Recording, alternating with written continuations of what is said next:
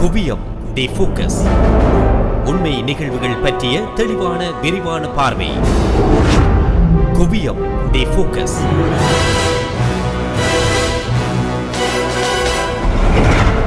கால மாற்றத்தில் உள்ளூர் உலக அரங்கில் இடம்பெறுகின்ற சமூக மட்டத்தில் தாக்கத்தை ஏற்படுத்தக்கூடிய சம்பவங்கள், நிகழ்வுகள் குறித்து எமக்கு கிடைக்கப்பட்ட பல்கோண செய்திகள், தகவல்களை தெரிவுபடாமல் உங்கள் கவனத்துக்கு கொண்டு வருவதே குவியம். சமூக, அரசியல், அறிவியல், விஞ்ஞானம் என பல்கோண பார்வை கொண்டதாக அமைகின்ற இந்நிகழ்ச்சி பல்துறைகளில் ஏற்படுகின்ற மாற்றங்களை, கருத்துக்கள், ஆதாரங்களை மேற்கோள் காட்டி உங்கள் முன் சமர்ப்பிக்கிறது.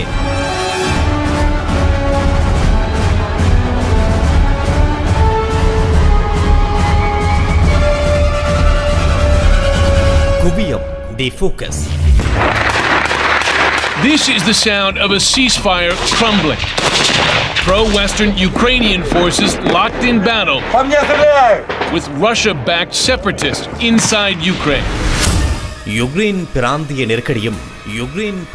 நெருக்கடியும் மோதிக்கொள்ளும் வல்ல சக்திகளும்.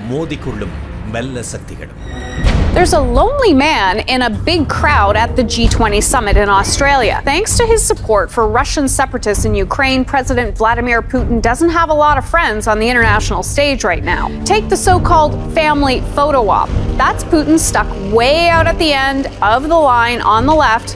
And here's Putin enjoying an alfresco lunch, almost alone with just one other president way over to the other side of the big table.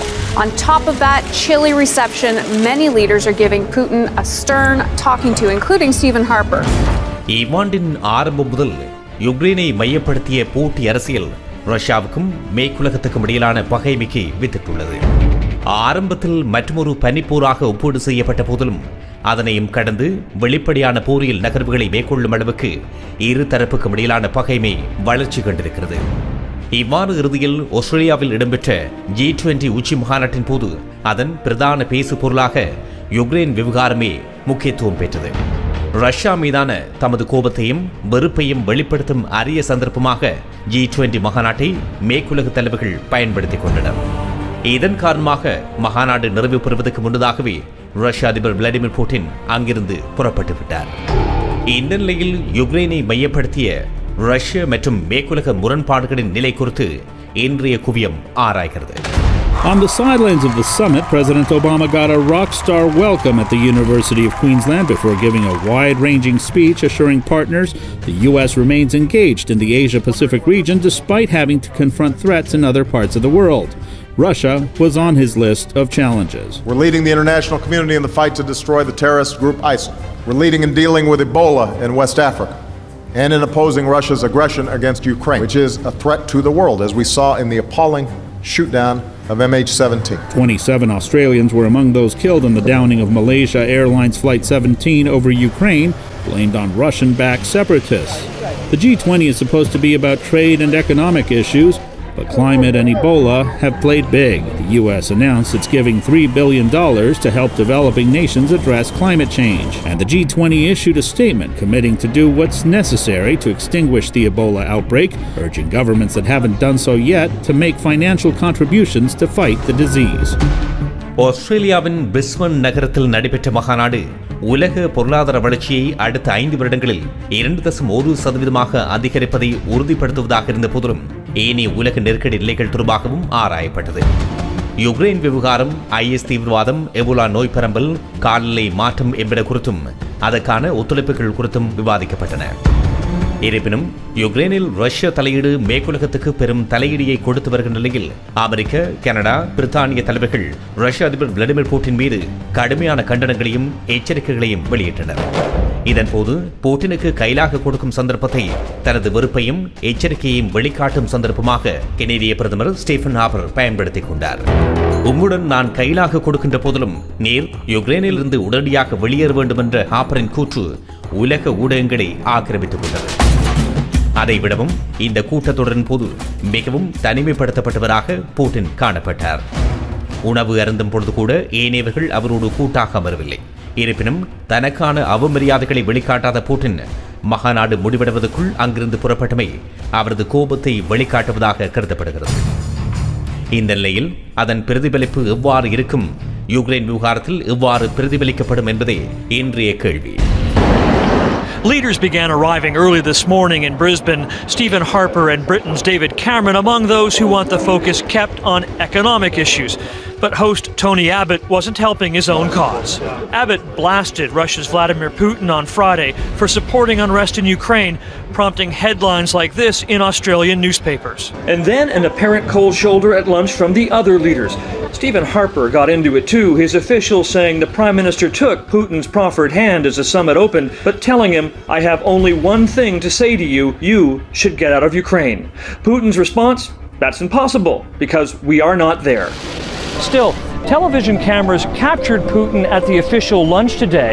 Outside, the chairs on either side of him empty for at least the first stages of the meal, with Brazil's President Dilma Rousseff the only other leader at the table. Tension with Russia isn't the only non-agenda issue lurking here in Brisbane. There are demands for the G20 to do more to combat Ebola and climate change, but the main agenda remains unchanged. Summit organizers say Abbott is sticking to his pledge to wrap up the summit with a 3-page communique that will commit each of the countries to a 5-year timetable to exceed their forecast GDP growth by 2%.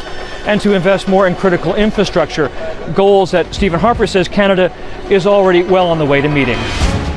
இந்த நிலையில் ரஷ்ய அதிபர் Putin மீது உலக தலைவர்கள் காட்டமாக நடந்து கொள்வதற்கும் பொருளாதார தடைகள் உட்பட மேலும் இறுக்கமான சூழ்நிலைகள் உருவாக்கப்படும் எனவும் எச்சரிக்கை விடுப்பதற்கான பகிரங்க தளமாக G20 மகாநாடு பயன்படுத்தப்பட்டதன் பின்னணியில் அண்மைய பல சம்பவங்கள் அமைந்துவிட்டன.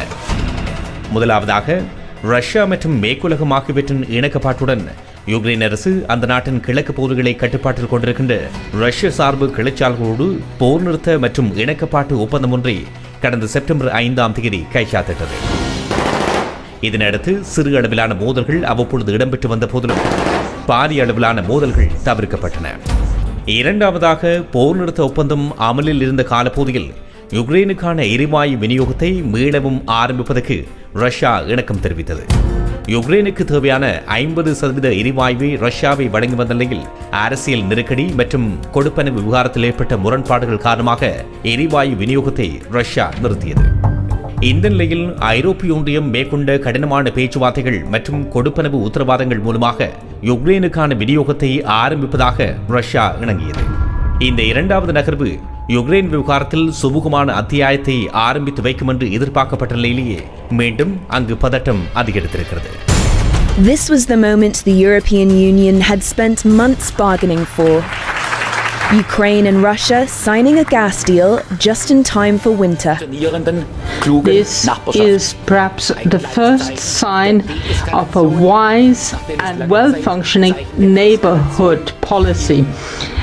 And it's perhaps the first glimmer of a relaxation in the relationship between the two neighboring countries. Gas had stopped flowing into Ukraine this summer after Kiev refused to pay an increased price imposed by Moscow. Talks had stalled because Moscow wanted assurances from the EU that it would pick up any unpaid Ukrainian bills. A new compromise gas price has now been agreed until March next year. In return, Ukraine will pay back billions of dollars it owes to Russia. The EU and IMF are helping to provide the funding. Still, Russia had been accused of using gas as a political tool as Western sanctions begin to bite. This week, NATO said it had intercepted these Russian bombers in European airspace, a sharp increase in military activity by Moscow. A third of Europe's gas supplies come from Russia, and for those here in Donetsk, the fear of winter is very real. This derelict hospital is now home to many, either too poor or too old to flee the fighting. They live in the basement, lit only by candles. This man says we can cook food only using a fire. Firewood is a problem, but there are many broken windows knocked out by explosions. We gather them and make fire. There is no heating here. A ceasefire may be in place, but that hasn't stopped the fighting that continues to rage on. Ukraine says several soldiers have been killed this week alone. There may be optimism in Brussels, but for those here, there is no sign of a deal to end this crisis. இந்த நிலையில் சமாதானம் ஏற்படுவதற்கான எதிர்பார்ப்புகள் மத்தியில் இடைப்பட்ட காலப்பகுதியில் 2 வெவ்வேறு அரசியல் நகர்வுகள் புதிய நெருக்கடிகளுக்கு தூவப்பட்டன. யுக்ரைன் நெருக்கடி ஏற்பட்டு அங்கு அரசியல் மாற்றம் ஏற்பட்டதன் பின்னர் இடம்பெற்ற முதலாவது நாடாளுமன்ற தேர்தலில் மேற்குலக சார்பு ஜனாதிபதியான பெட்ரோ போரோஷென்கோ சார்பு கட்சியினர் வெற்றி பெற்றார்கள். மறுமுனையில் ஏட்டிக்கு போட்டியான தேர்தலை இம்மாத ஆரம்பத்தில் தமது கட்டுப்பாட்டு பகுதிகளான டொனஸ்க் மற்றும் லுஹான்ஸ் பகுதிகள் நடத்திய ரஷ்ய சார்பு கிளர்ச்சியாளர்கள் தமது பிராந்தியங்களுக்கான ஆட்சி மன்றங்களையும் தலைவர்களையும் தெரிவு செய்தனர். இந்த விவகாரத்தை அடுத்து யுக்ரைன் அரசுக்கும் யுக்ரைன் கிழக்கை தமது கட்டுப்பாட்டில் கொண்டிருக்கும் கிளர்ச்சியாளர்களுக்கும் இடையில் முறுகல் அதிகரித்ததோடு மோதல்களும் வெடித்தன.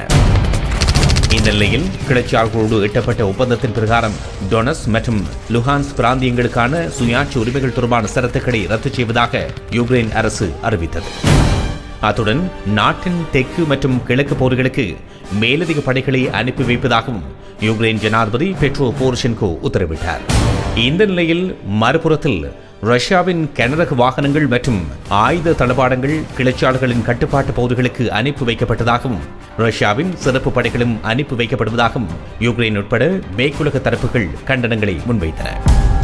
இந்த நிலையில் முழு அளவிலான மோதல்களுக்கான எச்சரிக்கைகளாக இந்த நகர்வுகள் பார்க்கப்படுகின்றன. The outcome was never in doubt. Alexander Zakharchenko, the acting prime minister of the Donetsk People's Republic, won by a landslide. He said he was ready to talk to authorities in Kiev, but as an independent state. It is a pity that we still cannot understand the policies Kiev has taken to us. We've long been ready to talk with Kiev. We're looking forward to a rational response from them. The elections raised tensions in the region even higher. The EU said the vote was illegal and illegitimate and violated a ceasefire agreement that the separatists had signed in September. But Moscow said the elections were valid. Residents said they simply hoped the election would bring stability to their lives. We hope for peace, for well-being and prosperity of the region, so that everything is fine for us and no one is killed and everyone is alive and well. However, at the moment, any hope for peace is a distant one. Fighting continued through the weekend, and the Ukrainian army reported a number of their troops killed and wounded. Locals and Western journalists also said a large column of fighters and military hardware arrived from the direction of Russia. Many fear an escalation in the hostilities. Now the elections are over. Ukraine நெருக்கடி ஆரம்பித்து தெற்கு பிராந்தியமான கிரைமியாவை Russia தன்னோடு இணைத்துக் கொண்டவை முதல் பல்வேறு தடைகளை Russia மீது மேற்குலகம் விதித்து வருகிறது. இருப்பினும் அவை குறித்து சட்டை செய்யாத ரஷ்யா தனது பிடியை யுக்ரைனில் வைத்துக் கொள்வதற்கான அனைத்து நகர்வுகளையும் திரைமறைவிலும் வெளிப்படையாகவும் மேற்கொண்டு வருகிறது. ஆனால் யுக்ரைனிலும் யுக்ரைன் கிளர்ச்சியாளர்களின் பின்புலத்திலும் ரஷ்யா இல்லை என்பதை மீண்டும் மீண்டும் கூறி வருகின்ற ரஷ்யா கிளர்ச்சியாளர்களுக்கு ஆதரவாக வெளிப்படையாக கருத்தும் வெளியிட்டு வருகிறது. மேலும் யுக்ரைன் கிழக்கில் டொனஸ்க் மற்றும் லுஹான்ஸ் பிராந்தியங்களில் கிளர்ச்சியாளர்களால் நடத்தப்பட்ட தேர்தலை ரஷ்யா அங்கீகரித்திருக்கின்றவையும் குறிப்பிடத்தக்கது. எனவே இவ்விடயங்களால் கோபமடைந்திருக்கின்ற மேற்குலகம் மேலதிக தடைகள் மூலமாக ரஷ்யாவை முடக்குவதற்கான முயற்சிகளை மேற்கொண்டு வருகின்றன.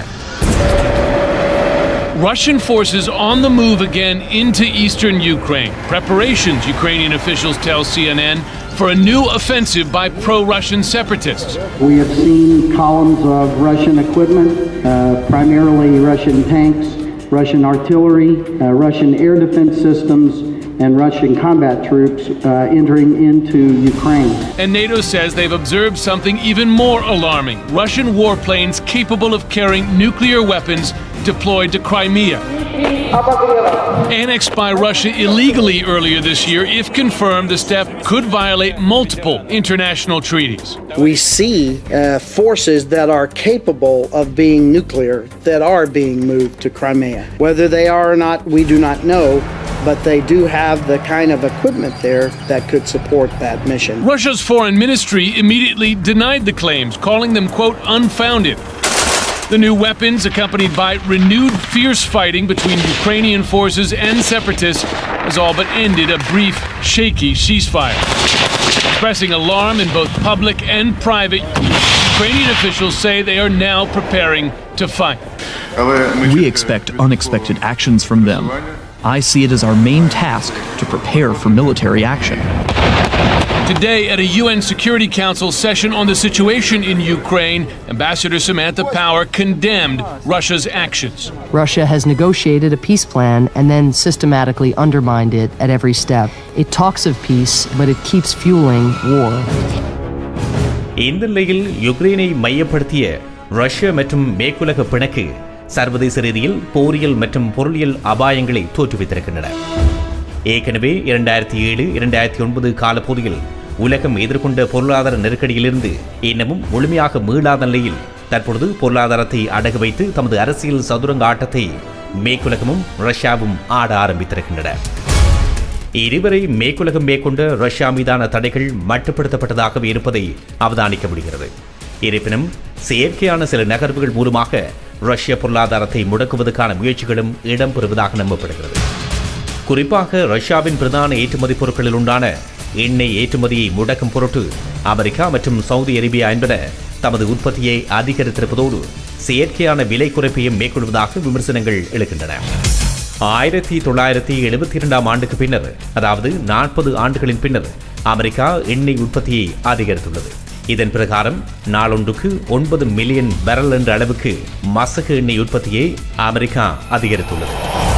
இதன் மூலம் எண்ணெய் உற்பத்தியில் முன்னிலை வகித்த ரஷ்யா மற்றும் சவுதி அரேபியாவின் உற்பத்தி அளவை அமெரிக்கா எட்டிவிட்டதாகவும் சில வேளைகளில் கடந்து விட்டதாகவும் கூட தகவல்கள் தெரிவிக்கின்றன. இந்த நிலையில் கடந்த ஜூன் மாதம் முதல் மசகு எண்ணெயின் விலை 30% அளவுக்கு வீழ்ச்சியடைந்து பேரல் ஒன்றின் விலை $75 என்ற நிலையை அடைந்திருக்கிறது.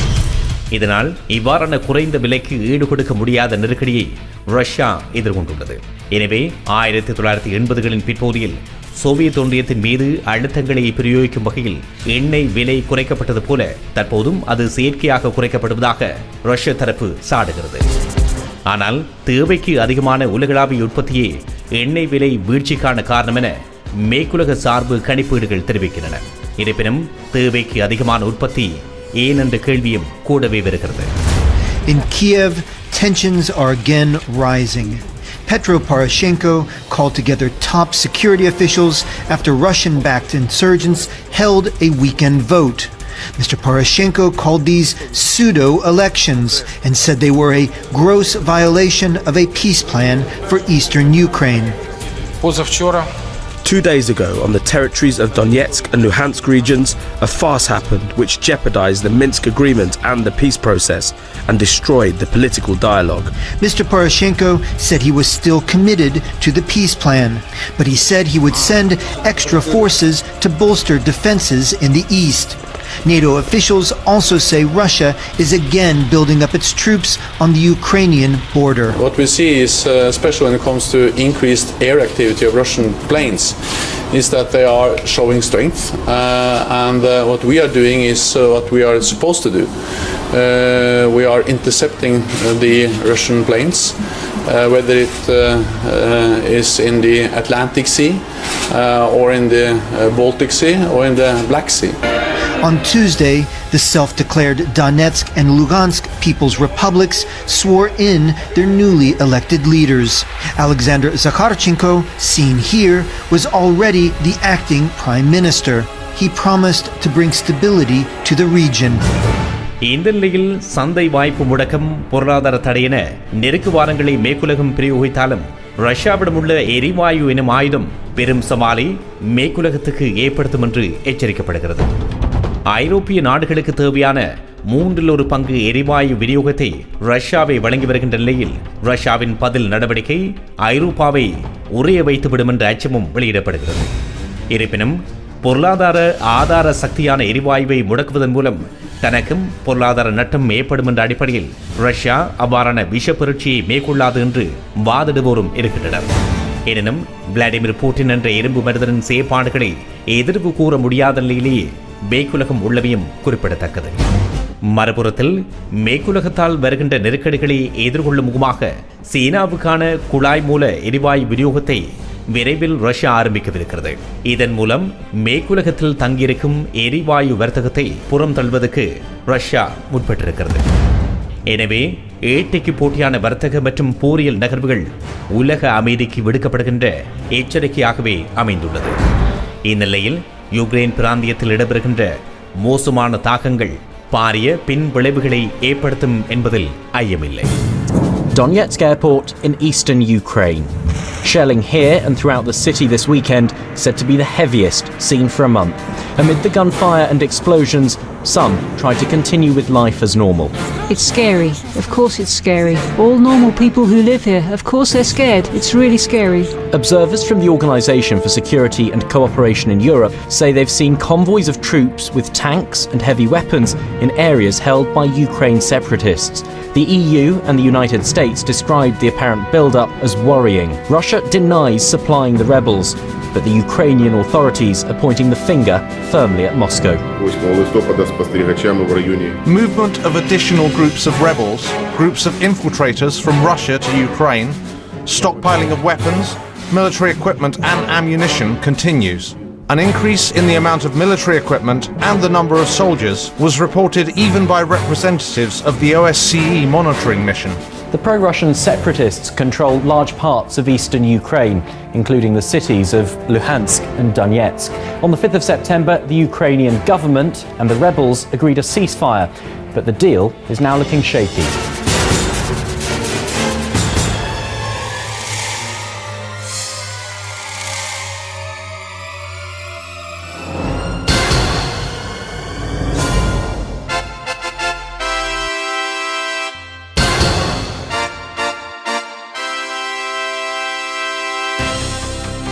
நேர்கள் இதுவரை கேட்டது குவியம் தி ஃபோக்கஸ். எழுத்துருவாக்கம் மற்றும் குரல் வடிவம் உதயன் எஸ் பிள்ளை. பின்னணி ஒலிச்சேர்க்கை KV கலைரூபன். இது CMR தமிழ் FM:இன் ஒரு பிரத்யேக தயாரிப்பு. மீண்டும் அடுத்த வாரம் குவியம் தி ஃபோக்கஸ்.